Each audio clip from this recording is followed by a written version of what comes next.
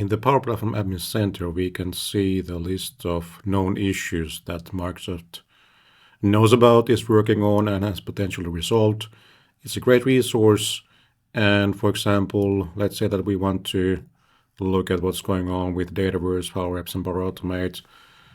Then we can, for example, discover that there's been a Dataverse trigger issue recently.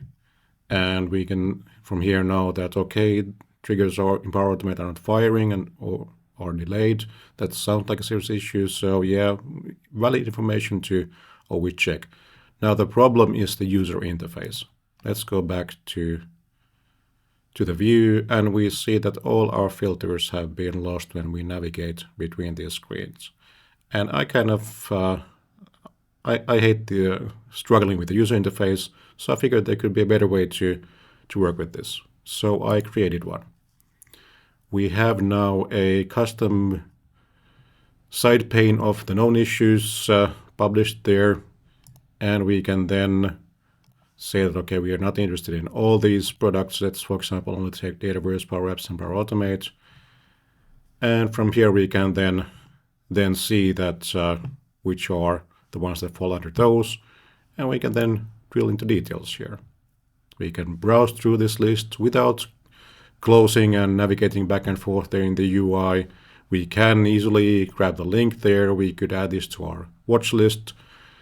And in general, makes it so much easier to browse through the data compared to what the default user interface is that PPAC offers to us.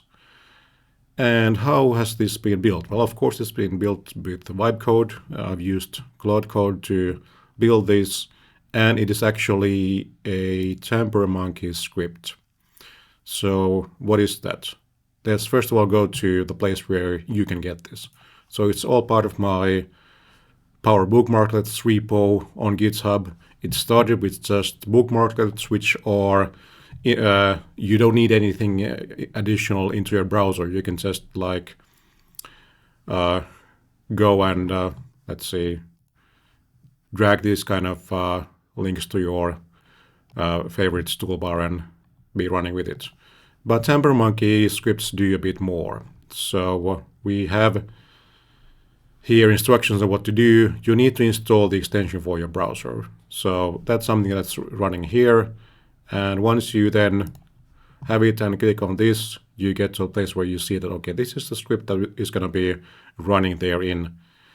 Once you click on that, and it's only going to be running when you are in PPAC, and it's only valid for that known issues page appearing there. So that's when you get to then see that that special bubble there, which allows you to access data and browse through and filter things and so on. And so it's running there, and I can then see that, okay, this is, I could, please do report a bug if you find something in that code. And I can then, of course, go and see if I would have more Tampermonkey scripts there, then this would be the place where they are running. And it's the first time I've used this. I couldn't reach a satisfactory user experience with just bookmarklets.